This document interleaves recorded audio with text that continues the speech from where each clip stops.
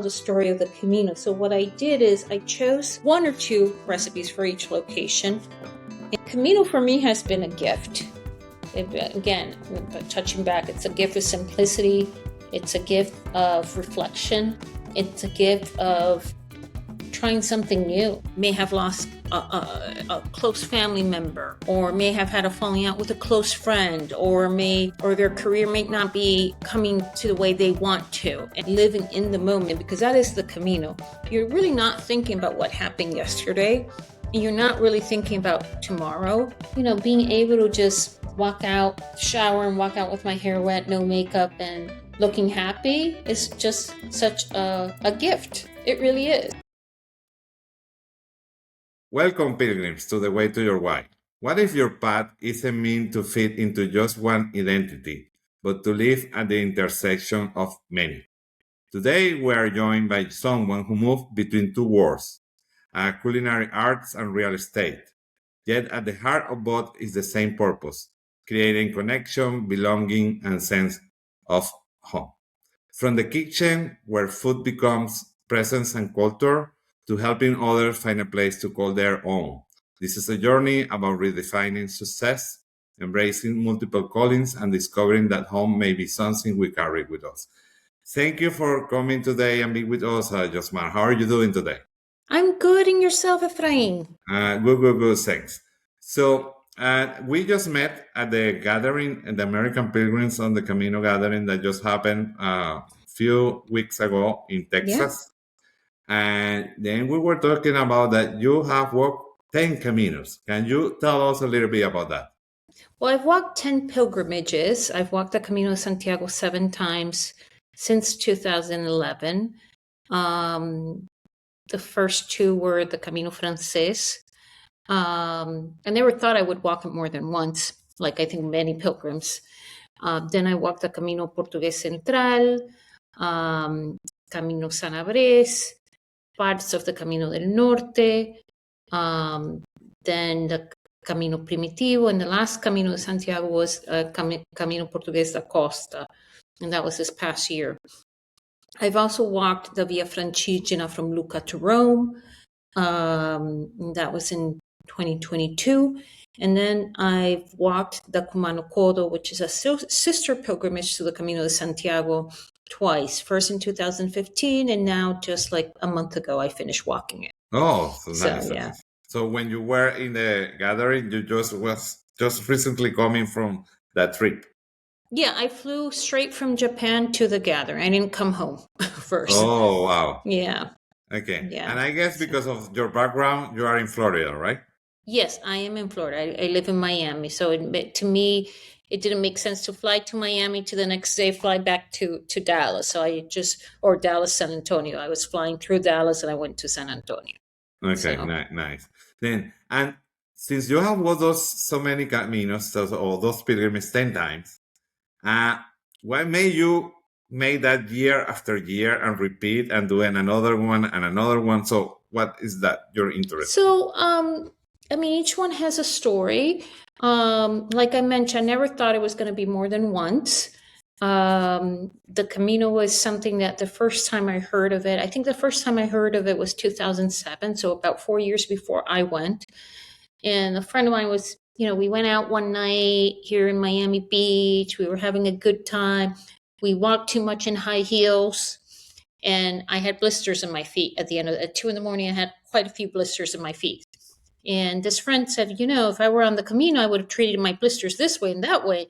And I'm like, what's the Camino? And I looked at her and said, I'll never do that. Like, I had no interest whatsoever. But somehow in the next 3 years, that interest developed. I was a little bit uneasy about it because I never considered myself an athletic person. I didn't think this was something I would do ever. So I kept it to myself. I didn't tell anybody, not even the 2 friends. I only knew 2 people who had done it at that point. Not even those 2 people, I told them. And I didn't tell my family because I thought they were going to think I was crazy. But oddly enough, the universe works in mysterious ways. My mother called me one day and said, Yosmar, what do you know about the Camino de Santiago? I said, well, I know this and I know that. And she's like, do you know anyone who has walked it? I'm like, yes, Mom, I do. And I gave the names. It was actually people she knew. She knew my friend, and the other person was the father of a good friend of mine who she happened to know too. And she kept asking questions, and I just kept answering very, very matter of fact. And then she's like, is this something you would consider doing ever? I'm like, yeah. But I was a little bit scared of saying, because I thought she was going to try to talk me out of it. And she tells me, well, when you decide, let me know, because I'm going with you. Oh, wow. And off we went. That was the story how the first Camino came about. During that first Camino, again, I never thought I would do it again. I know when I finish, my dad, I called him from Santiago, and he said, is this something you would do again? And I said, yeah, but not next month. I just said it like that. No. He's like, okay. And when I came back, I love to cook. I went to culinary school. I love to talk about food. I love to teach about food. I taught cooking classes for many years. I don't do that nowadays, but I did it. So I was trying to recreate a lot of the foods I wanted. And I started meeting more pilgrims, and they knew I cooked. And so they would ask me, do you know how to do this? Do you know how to do that? Etc. And so I decided I was going to write a cookbook about what the foods I encounter along the Camino. And in order to do that, I had to walk the Camino again. So that's Camino number 2 was a research Camino. Okay. And then it became about different routes, or, the first, second, third, I went with my mother. The third was with my mother and friends and family. It was a big group. The fourth one, I went with a friend. The fifth one, I thought I was going to write another cookbook. So again, it was kind of a research one. Went with my mother, but that was a Camino that there were a few things going on and my mind wasn't so much into it, which can happen to any of us. We all, I think, romanticize the idea of the Camino, but it is possible to have one that just doesn't turn out exactly as you want it, and that's okay. And then the sixth one was a commitment to myself that I wanted to walk a Camino by myself with nobody next to me. So that was 2021. And this last one was, I just wanted to try a different route, And so that's what I did. The Kumano Kodo, I learned about it, a news article on the web. And it was a picture that caught my attention. It had a beautiful picture of a 3-tier pagoda and a waterfall behind it. And I'm like, this is such a stunning place. So I read the article and I was reading. And suddenly it's like, oh, it's a sister pilgrimage to the Camino de Santiago. So I have to do that. So I have to do that. So I think a few months later, like 6 months later, I was in Japan walking. At the time, it was they had just started to push it towards international visitors. So they have a program called the Dual Pilgrim Program for people that have walked both the Camino and the Kumano Kodo. And I was the number 23 in getting that Dual Pilgrim certificate. But there was a lot more Japanese than international. And then this one that I did in March, again, I went, a friend was interested in doing it. And she had some free time to travel. And she's like, yes, Mom, I'm going to Japan in March. Would you like to come with me and we can do the Kumano Kodo? And that's why I went back again. And the Via Francigena for me was in 22. So the Via Francigena was in 23, not 22. In 22, I had 2 feet surgeries. And I wanted to do something different than the Camino, and I needed to do something to prove myself that I could continue walking pilgrimages. Okay. Sometimes when you go through things like that, when you have 2 feet surgery, the recovery, like you improve, you plateau. You improve, plateau. And I just needed to prove to myself that I could still do this. Okay. And so I basically went like 7 months after my second surgery, which was probably premature, but I proved to myself I could do it. So, yeah. And did you ask the doctor before going? Yeah, I did. He's like, well, if you think you can do it, do it. And Okay. yeah, there were a couple days I had to get on a bus. I Okay. will admit that, because it wasn't so much the feet that hurt, which was my concern. It was that I had lost a lot of muscle mass during the recovery. Okay. So at times I felt like my upper body was strong, but my lower body was weak, and it felt like a weird body. It's weird to walk when your upper body's not, or your lower body's not as strong as your upper body. It really is. Okay. So yeah. That's why you know how to take the bus and etc. Yeah. So Okay. but Then I with that so much experience that you have, because you have walked a lot, and then what would you say to someone that have not walked the Camino about the Camino de Santiago? Well, I think the Camino is one of the things that I struggle with Camino the first time I went is I didn't know why I was doing it. Something was calling me, but I couldn't verbalize why. And in my mind, people that did the Camino were either one or two things, either religious or athletic, or both. Okay. And I was neither of the two. Okay. You know, I wasn't athletic and I wasn't religious. So I struggle, like, why am I going? And why do I want to do this? And it doesn't matter if you don't know why. If you're getting the call, just trust yourself that there's a reason for you to be there. And sometimes it's just for me, it's always a reset. So, and this is, I think, the reason why I continue doing it all along.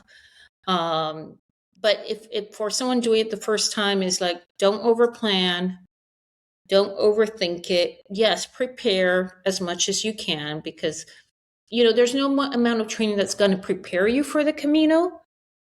You won't ever know everything that's going to come across you, but the more you walk, the better prepared you will be. But don't overthink the rest, and know that even if you don't understand why you're doing it, you should be doing it. Okay. So. Okay. And that you'll figure it out once you're there. Okay. And then you're going there, you just mentioned that because of the reset that you're going there. So in the world that we are living today, especially after COVID happened, and why would you say that take a reset is beneficial for someone that are working at different kind of industries?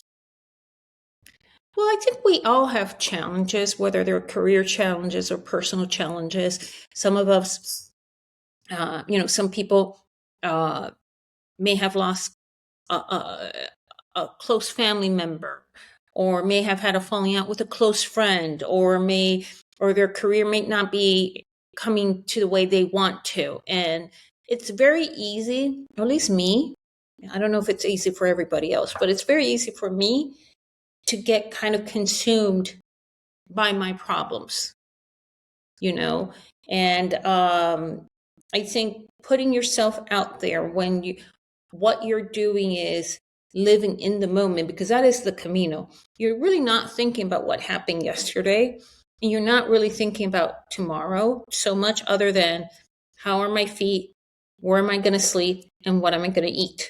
Those are the three things that most people think about when I'm the Camino.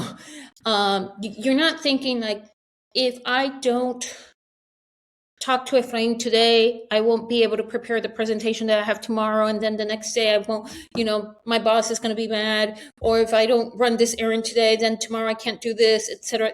There's not that sequence, if then, like in an Excel formula, if then. It's just very basic. You're living today. And I think when you're living today, and when you notice that your needs are so basic, so elementary, like, how are my feet, where am I going to sleep, and what I'm going to eat, that's basically your needs. you it puts things in perspective.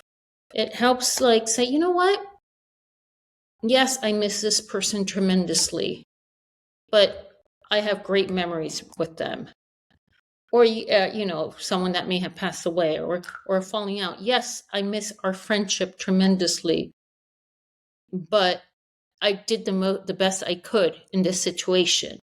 Or yes, my career didn't turn out to be what I wanted, or I'm miserable at this job, but I'm having the clarity to figure out what I want to do next. Yeah. So. Yeah. And I recently interviewed a person from France that she used to be working as a senior auditor in a bank in France. And she said that the stress that her work was generating to her, she was almost facing burnout. And Yeah. at some point, she said, "You know what? I'm not gonna keep doing this. I'm gonna quit my job and I'm gonna go to the Camino." She decided to walk 2,000 kilometers from the part where she was working in France up to Santiago. And after that, the happiness that she gained and her life, other Yeah. goals that she was able to pursue are phenomenal. Now she's super happy.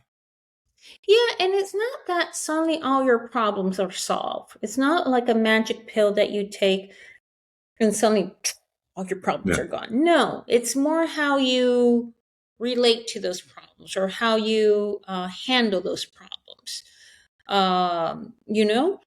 That's what it is. It's how you react and how you approach issues. So, and Correct. And that is because the Camino gives you time because you're walking. And when you're walking, you have a lot of time for yourself. Yeah. Because you don't have anything else to do, like you mentioned. You have to just get fit. How are your feet? And then also, where are you going to sleep?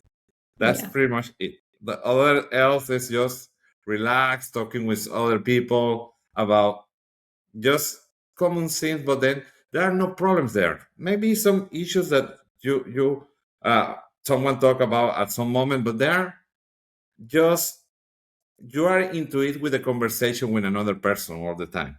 Yeah. So then on all those 10 experiences that you have had, which one you can remind that say, wow, this was something spectacular that happened that I want to share with somebody else?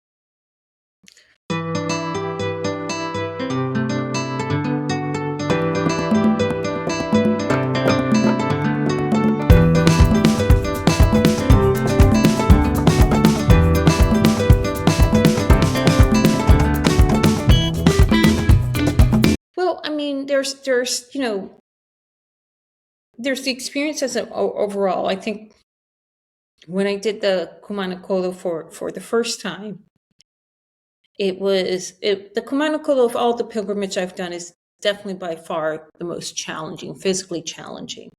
Okay. So that to me, like I told you, I'm not an athletic person. So to me, that was even beyond the Camino. Okay. I thought it would be like the Camino, but I got there and it was significantly harder. But even throughout the physical difficulty, there was a serenity and peace that I hadn't experienced anywhere else. Okay. And even the second time I experienced it, and I don't know if it's because you're high in the mountains, in trails, not in, like you're not walking on roads, etc. But then special moments, there's those moments of serendipity on the Camino, and that it's just when you need something and you think it's not going to happen, and then it happens. And I'll give you a little example. On my first Camino, my mother and I had just gone down the Alto del Perdón, and it was about 42 centigrades that day. It was really, really, really hot. Okay. And so we got to the town of Uterga, which, because of the time of the day, which was around 2 p.m., and the heat, everyone was not on the street. It looked like a ghost town, like many towns in Spain during the summer. You don't see people out in the streets between noon and 5 often. So there was no one around, and she says, Yosmar, I think I want to go inside that church because I need to cool down a bit. And I could tell she wasn't feeling well. I really could tell she was not feeling well. It turns out she had a stomach bug. And so she goes into the church for a moment, cools down, and then it's like, okay, let's try to walk. Let's continue walking. We start walking about 5 minutes later or 10 minutes later. I don't know, a little bit of time later. She's like, Yosmar, I really can't do this. I'm not feeling well. I'm nauseous. I'm dizzy. I can't do this right now. And I said, okay, sit in this bench. I'm going to try to figure out where we can grab a bus.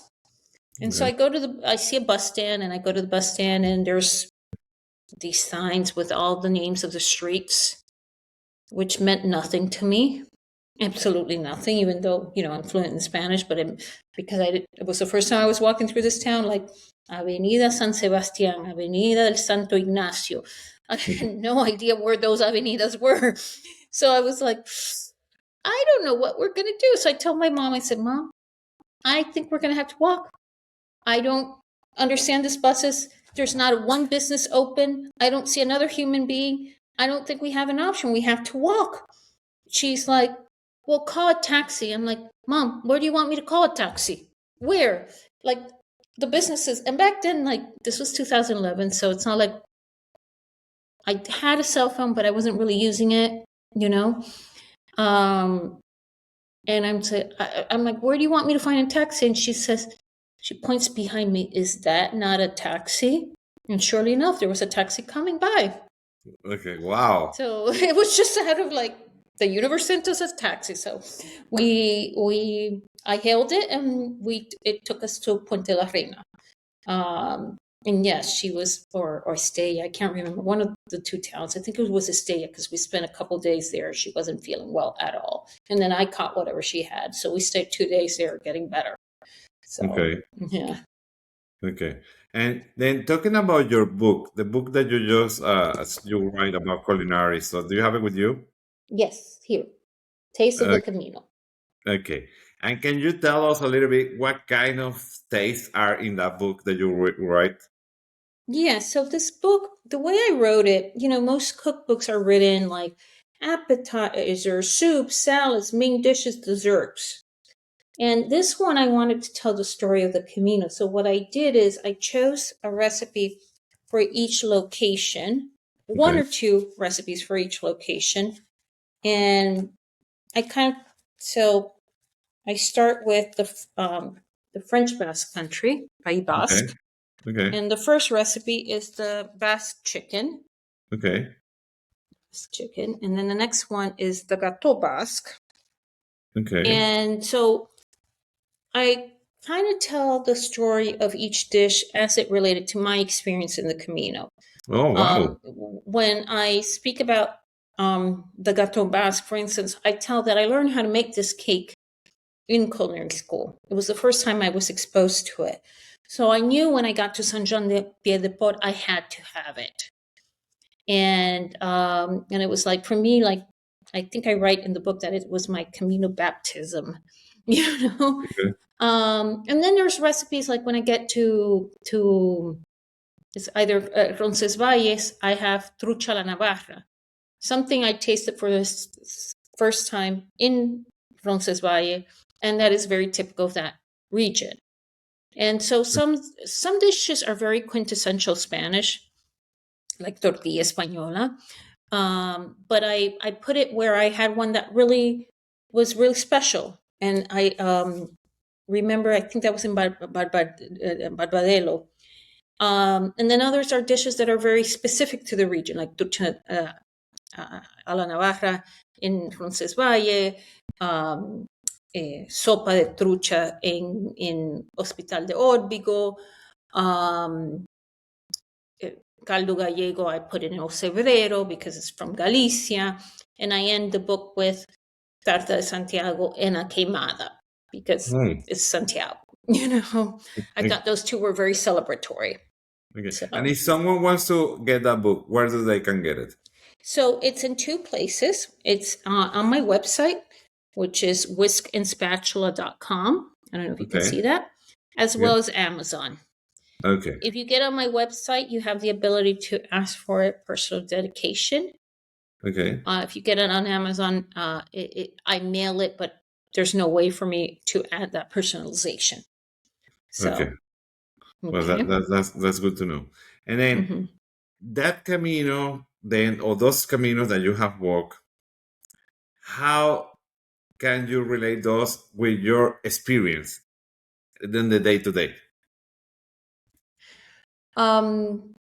Well, tell me exactly what do you mean? Like, um, I just think how do I, being on the Camino, like it helps you take a step back from Okay. all the noise, or at least helps me take a step back from the noise in my own head.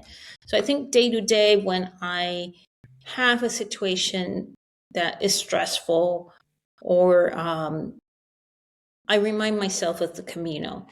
And like right now, I'm going through something work related that I said, I'm not going to stress about this. I'm just going to wait and see what happens. Sometimes not taking action is a form of action. Mhm. And I can't control everything, so why stress about it? What's going to happen is going to happen. And so, and that's a little bit like the Camino. Like, if it's going to rain, it's going to rain. If it's going to be super hot, it's going to be super hot. And yes, if it's going to be super hot, I try to start really early.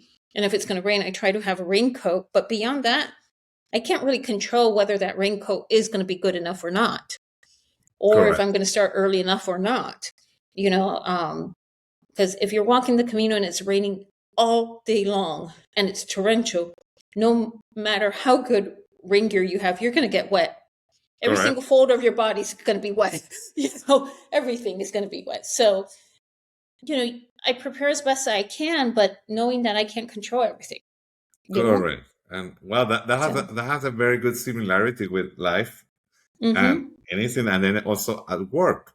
So if it's gonna rain, it's gonna rain. That is out of your hands. Nothing that you Yeah, can do to stop the rain. And exactly. you are walking the community. You need to go to the next goal that is the next town where you are going. So, or Yeah, you solve it either way. So, or you continue walking. That's why you are there, or you go by a taxi or any other transportation. exactly. You have options. That's the thing. You Yes. have options. You continue walking, and you can hop on a bus or a taxi, or you stay where you are. Yeah. And at the end, it's a personal choice. Correct. It's funny because at times I have taken a bus or a taxi, but never because of weather. That's interesting. I never let weather get in the middle. Yeah. So, actually, I lie. On the Via Francigena, there was one day I did, but it was weather, but it was lightning, Okay. and I was out in a very open area, and I was like, this doesn't seem safe, you know. Like there was just roads and fields, no place to get cover. But Okay. that's the only time for weather. For rain or extreme heat, no. Yeah.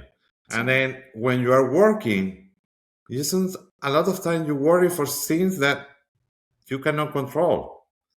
So they exactly. are out of your hand. And I put an example.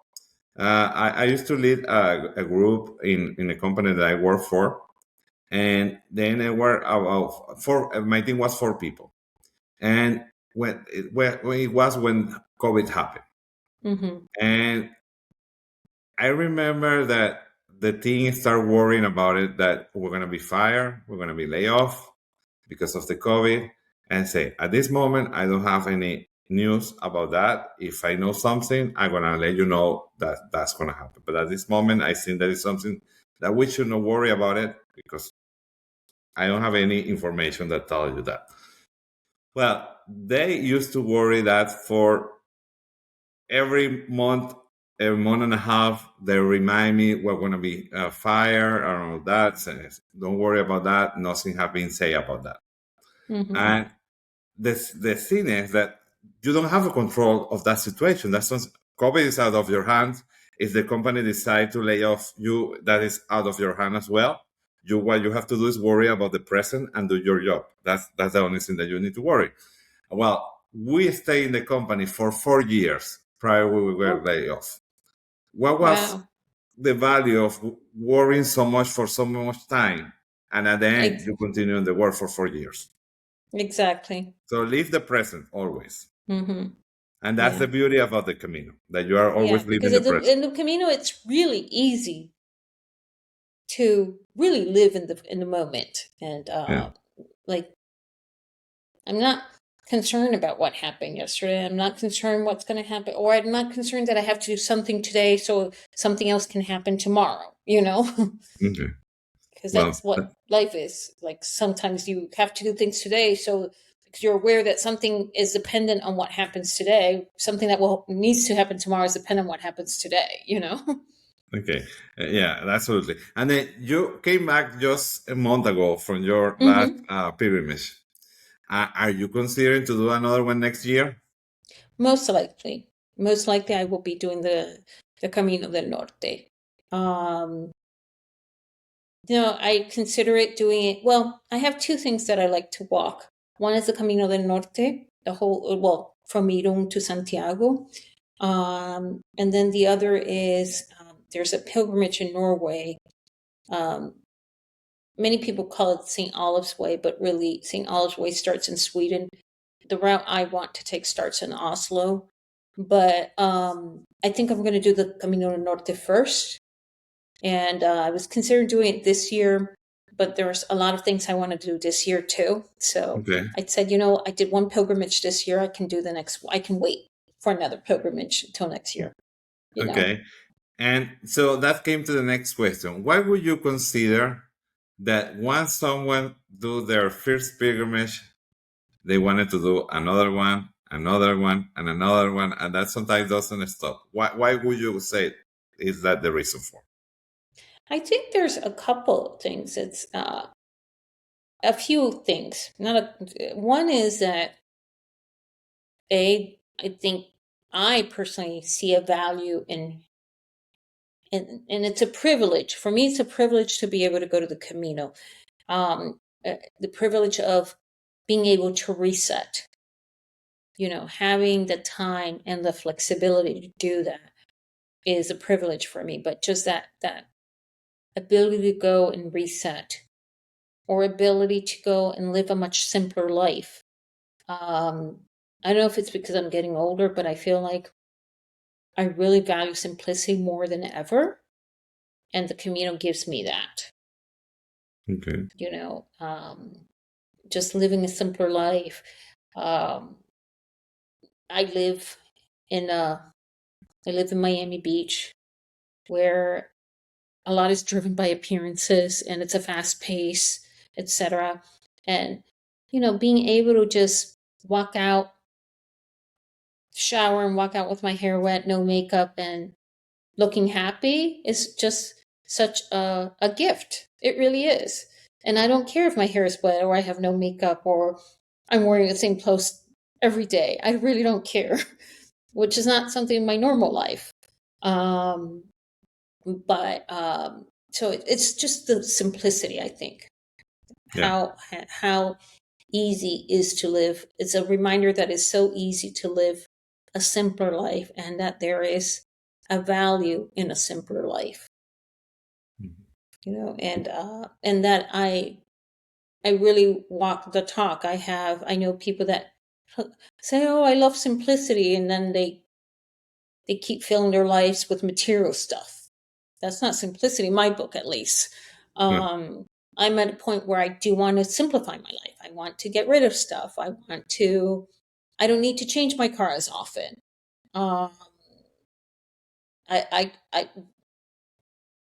I just want experiences. I want to create memories, and I want to live experiences rather than have more material stuff. I want to have the people that support me, or I want to support the people that support me, that have my back, my family, my friends, and I want to see different parts of the world. And that's my idea of simplicity.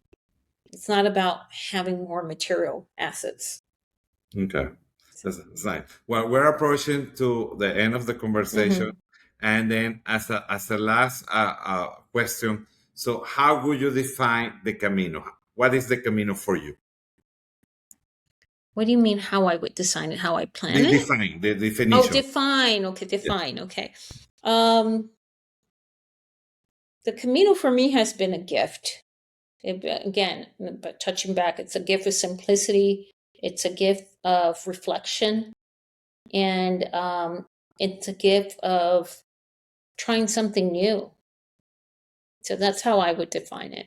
And it's overall a gift and a privilege, but something that pushes me in a way that nothing else has ever pushed me, and that allows me to live or gives me the tools and the mindset to live in a simpler way. Okay. Well, thank you very much, Yosmar, for your time today and for being with us here. And for you, Pilgrims, thank you for watching us. And please keep adding your comments on the comment section, asking what other topics would you like to see here. And buen camino, everyone. Buen camino, Efrain. Thank you.